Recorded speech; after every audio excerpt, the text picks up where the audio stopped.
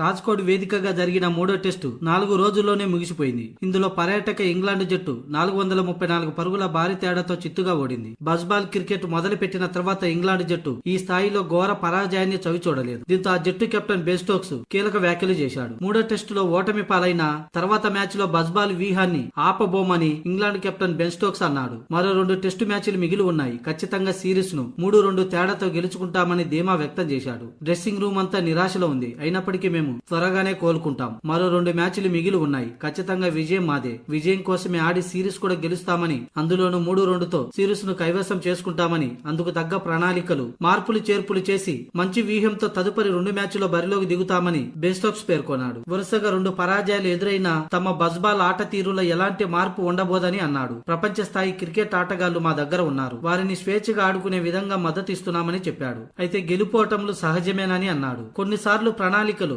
ఉన్నట్టుండి ఒక్కసారిగా మార్పులు రావడంతోనే మ్యాచ్ కోల్పోయే అవకాశాలు ఉంటాయని, మూడో టెస్టు మూడో రోజు 2 వికెట్లకి 207 పరుగులతో ఆట ప్రారంభించి 319 పరుగులకి ఆలౌట్ కావటం అంటే 8 వికెట్లను కోల్పోవటం పెద్ద ఎదురుదెబ్బ తగిలిందని, అందుకే మిగతా 2 టెస్టులో ఇలాంటి పొరపాట్లు జరగకుండా చూసుకుంటామని, దీంతో తప్పక సిరీస్ ను గెలుచుకుంటామని ధీమా వ్యక్తం చేశాడు బెన్ స్టోక్స్.